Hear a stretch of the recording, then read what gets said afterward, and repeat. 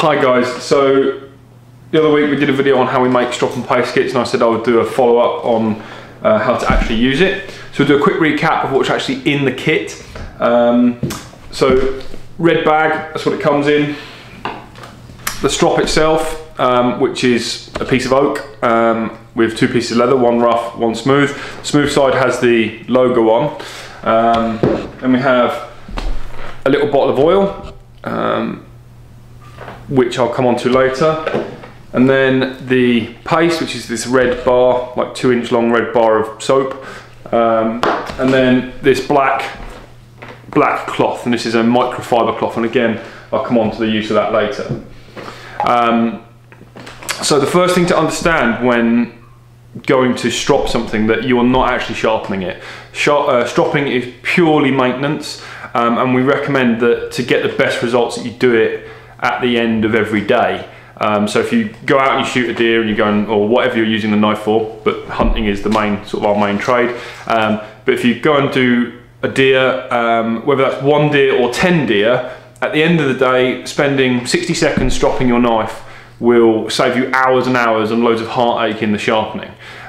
So it's just a maintenance and preventative maintenance, and it just means that you're setting your kit up for the next time that you go to use it. So it's just a best practice thing. If you damage the blade, or if you drop it, or you've chipped it, however you've done it, stropping will struggle to get it. It will make it better, but it will not always do all you need it to. But if you maintain it on a daily basis or a use basis, you will get good results every time, and the sort of better the knife is, the less prone it will be to chipping and being damaged later. So again, it's a preventative thing.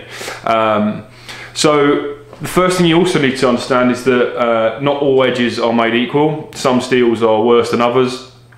Some will strop better, some will polish better, some will look very good and shiny. You'll probably see it in like mass production kitchen knives. They look very, very shiny, but they don't hold an edge at all. So some knives will need more work. Obviously I can't speak for other knives and other knife makers. I'm going to be using our knives. I know the steel is very good, which is AEBL in the main. I've got an RWL and AEBL here, which I'll show you. And yeah, we'll just go through all the different types of edges and how that process is achieved, and then what you can actually achieve with stropping before you have to look at actually sharpening something, going back to stones or whatever method you prefer. Okay, so before we start stropping or going through sort of how to do that, what we need to understand first is the edge geometry of the knife, and then what that knife actually needs, and then what damage there is on the knife. So it's like a bit of an inspection. Now this will take 30 seconds. Once you've done it a few times, it's just knowing what to look for. So this is a Kale. This is a Kale V1, Scandi ground, 12.5 degrees each side, and we'll go through other edges, other geometries as well in a minute. But this is what you'll see for most of our knives and most sort of high-end handmade stuff. Okay, so first thing to do, piece of paper, knife, and then I'm just going to cut.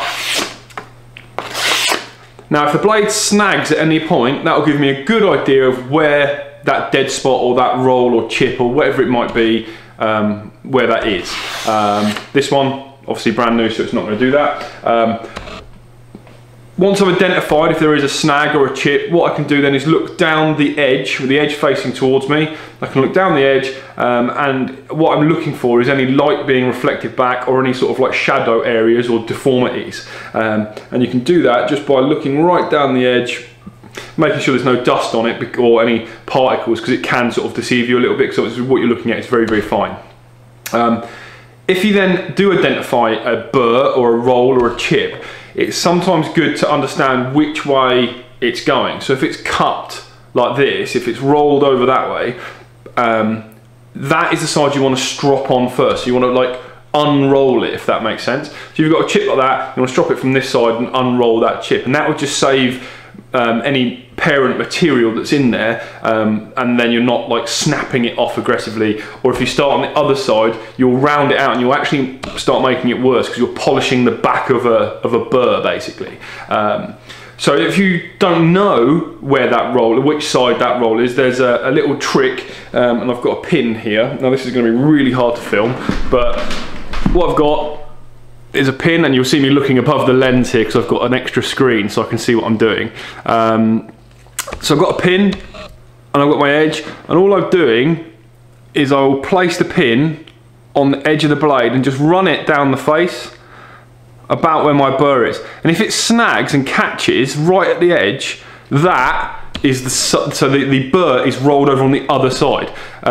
So yeah, if it snags and catches, that's where your burr is. If it doesn't and it just drops off, then the burr is on the other side. But you can test the whole length of the blade. Just be very careful because pins are very, very hard and they will scratch the steel. So it's just sort of hanging pin test. And you just run the pin really lightly over the edge of the blade, and if it snags, that's where your burr is, or that's where your chip is. The other one is to take the edge of the pin, and you can actually, you just run it up the edge of the blade, not flat on like 90 degrees, but just up the edge of the blade like this, and you can actually feel any deformity in the knife. And I'm putting no pressure behind this whatsoever, and you'll just feel anything. You will actually hear it in the pin, and then it will sort of undulate and like, but yeah, it's really, really light touch. Just a little tip, if your eyes aren't that great, most people will be able to see it, but you know, not all of us are blessed with, you know, macro vision eyesight. Okay, once that's out of the way then, we're ready to prime the strop. Now this is a brand new kit, so I'm going to show you how to prime the strop with the paste, and I'm going to do a zoomed up shot for that, just so my horrible mug isn't in the way. Okay, so I'm good and out of the way now. So I've got my strop, and what I'm going to do is I'm going to apply paste to the rough side of the leather. And all this new paste is really, really soft. So we sort of had a design for that. But if you have any issues with your paste, like it's too hard or it's whatever, then you can dissolve it in WD-40. There are liquid versions of this as well, but they're quite expensive for what they are. So all I'm going to do, I'm going to take the corner of the paste, I'm just going to abrade it into the leather. I'm basically just colouring this strop in, and this is the rough side again. We won't actually apply paste to the smooth side.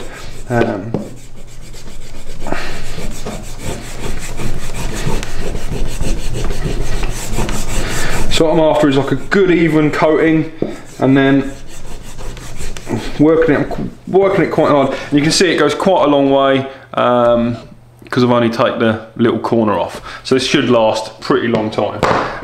Okay, so now I've got my knife.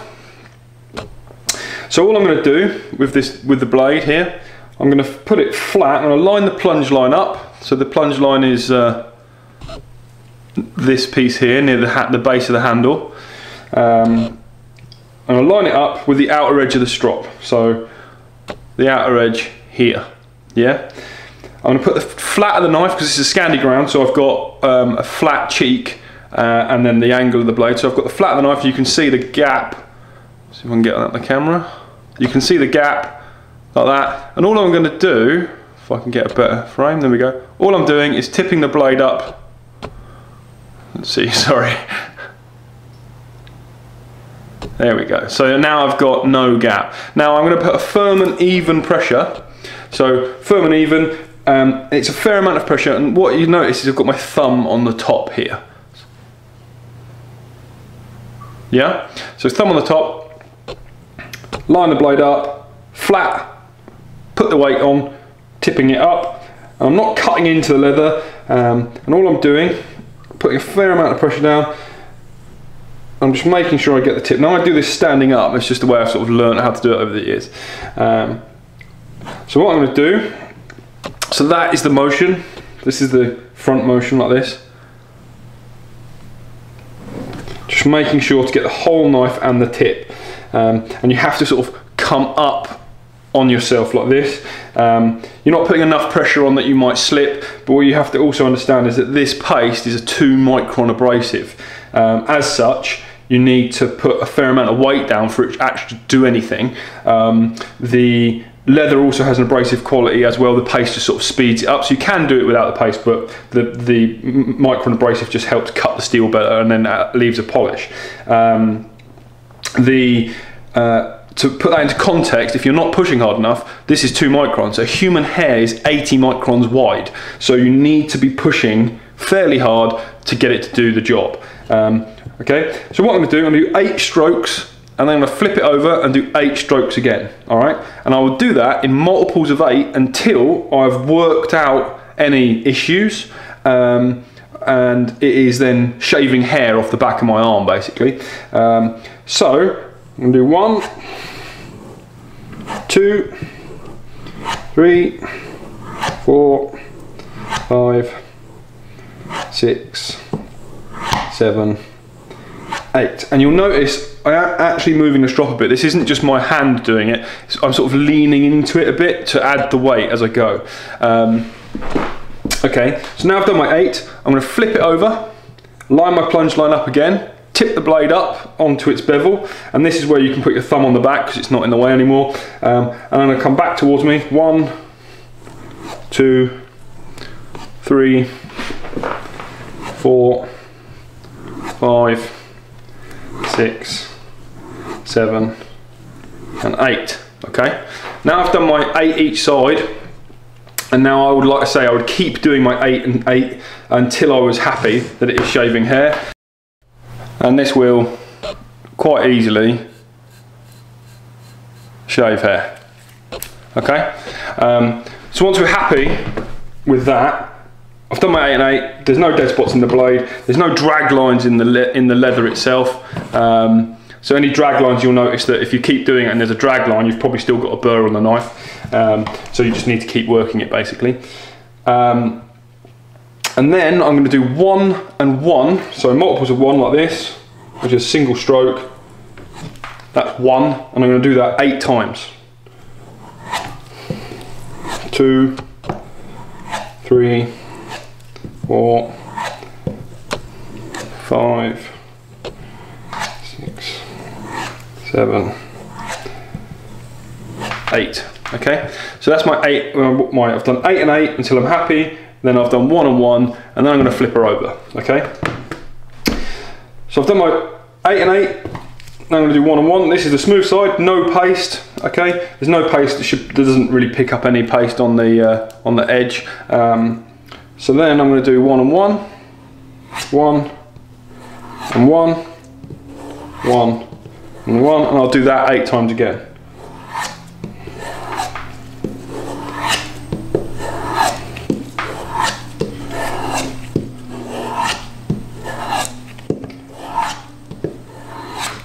Okay, and that is a working edge. Now there are other ways of refining this, and I will show you that in a second. Okay, so to further refine our edges, what I've done here, I have taped a piece of cardboard to my strop. Now I've actually taped it to the rough side with the abrasive side of the cardboard uppermost. And I've taped it to the rough side because it helps it like non-slip, yeah? So it's like the paste under there, so it's like rubber on the road, basically. So, just a point to note about the cardboard, however, I'm using this stuff, which is like the sort of birthday card style stuff, and it's quite rough, you know, like recycled or whatever, and it's this single ply. You will want to avoid trying to use this, because it's quite spongy and it will sort of cup the blade as you go, but you can crush it down. But I mean, if you've got this stuff to hand, then that's fine. The other one, newspaper, works quite well, and does like standard sort of recycled A4 paper, can do it as well. But yeah, I found that this cardboard is the best. Okay, so all I've done, like I say, is taped it to the top of my strop, and I'll do exactly the same again. I'm not going to do the 8 and 8, I'm just going to do the 1 and 1, all right, because I'm just refining the edge a little bit more. Okay, so I'm going to do 1, 2, 3, 4,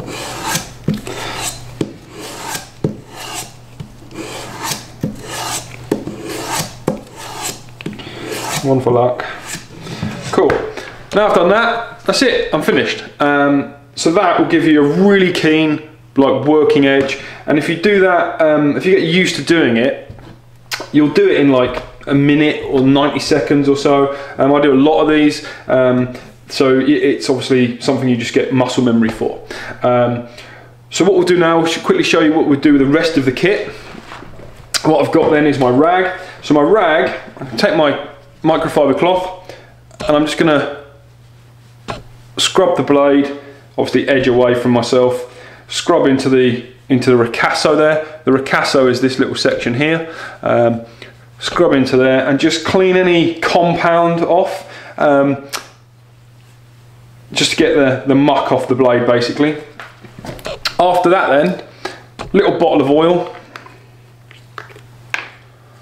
And all I'm going to do, a single drop on each side, and I'm just going to work it up the blade. Now, obviously most of our knives are like a stainless tool steel, that it can rust. So what we say is stainless is 2 words, so it stains less. So you can make it rust if you put it in, like you say, you put it in a wet sheath, or if you leave blood on it, it will eventually rust. But this oil will really help break down any gunge left in the blade.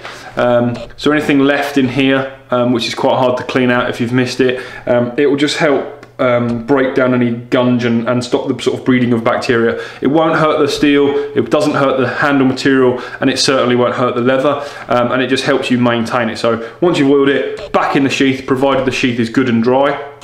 As I say, the wet leather will rust the knife, and then back into storage, or until the next time you use it.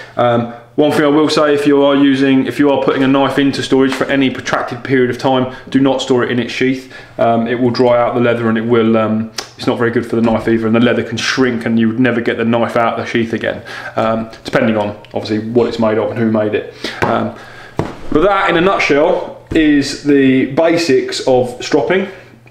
I'm going to show you do a couple of quick demos on some different edges now, and some different blade shapes, just so you get a feel of how it's done. Okay, so here I have a brand V4, and it is also a Scandi ground knife, the same as the Kale. This one, however, is a 4mm blade, so the angle is slightly different, but it is the same process. All right, so line the plunge up, tip the blade up onto its bevel, and then strop away. Let's move that out of the way. Strop away. And obviously you're just following the contour of the knife and the shape of the knife. So it will, you know, a Kale is quite an extreme angle, so it will come right round. But this one, not so much. It's a bit more sort of spear pointed. Again, this is a brand new knife, so you know it doesn't actually need this. It's actually already been done.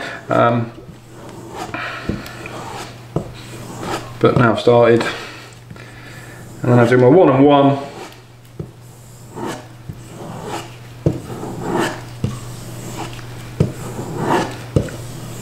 It's quite therapeutic if you do a lot of these. Okay, and I'm happy with that. All right. Now the other one. This is a Garan.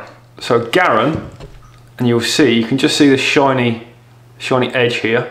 That is a micro bevel. And what I mean by micro bevel, it means that the only piece that is sharpened on this knife is that front 2mm, unlike a Scandi grind, where the full bevel is the edge. So what we have here is a full flat grind, which runs from the spine. You can see the big plunge line here, and you can see the full flat grind that it runs into the micro bevel, which is the edge section of the knife.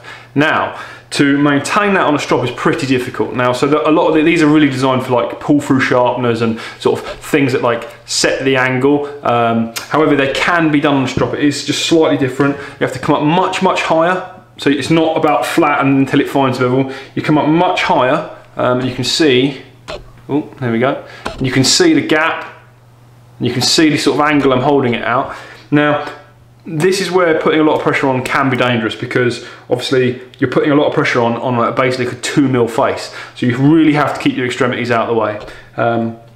And it's done slightly differently because this knife is quite long. I'm sort of going to bottom out on the strop. So what so it's basically like a drag motion. So I'm actually dragged the blade away from the strop as I go. So my hand gets further, you see that motion? Hand gets further away from the strop, and it's more keeping the blade a little bit straighter and getting the tip. Now this is because this is quite a long knife, this is 5.5 inches, but the other two are 4. But yeah, it's just that slightly different motion, and it just treats the edge a little bit differently.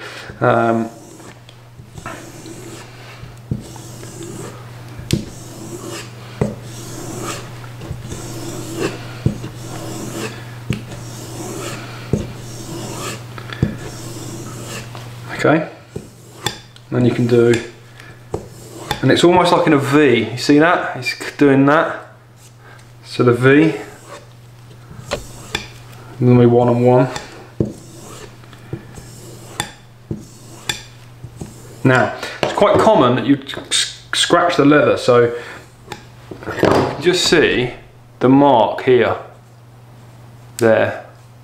Yeah, where the leather's like rucked up, where it's caught, the sort of back of the knife has caught it. Doesn't matter, you can just just smooth straight over it. The trick is as well, you can use the back of the knife just to rub it down, obviously being careful. Yeah, just smooth it out and then away you go again. And you also start to see, now this is starting to go shiny. You can see that? Now that is pretty good, but what I'd want to do now is add more paste. Yeah, and the other thing is, what you can do is, if you get a wire brush, if it starts to get really slick and really shiny, just get a wire brush and just give it a quick once over, just to rock all the leather up again, and then re-abrade the paste in and really get it primed. The sort of more paste, you can't really go wrong with the amount of paste. Now we have got a few people that have managed to put paste on the smooth side. Doesn't matter, just work it as you would normally. It isn't ruined. Like I say, it's just a slightly different, it'll have just a slightly different abrasive quality. So that's it. That's all you need, really. Once you're happy with doing that, like I say, you'll knock it out in like 30 seconds. Okay, so that's all you need. We hope to do more videos like this. Again, like I say, but someone asked recently about sharpening on stones and stuff. Now that is a whole separate like ball game. There's loads of kit, there's loads of different methods, loads of different sort of ways of like thinking about it. So we might do that for our own stuff, but if you need any recommendations on types of stones, just drop us an email. I hope you like our content. We hope to do more, and we hope to get better at it. So yeah, like, subscribe, all that good stuff, and we'll see you soon. Cheers guys.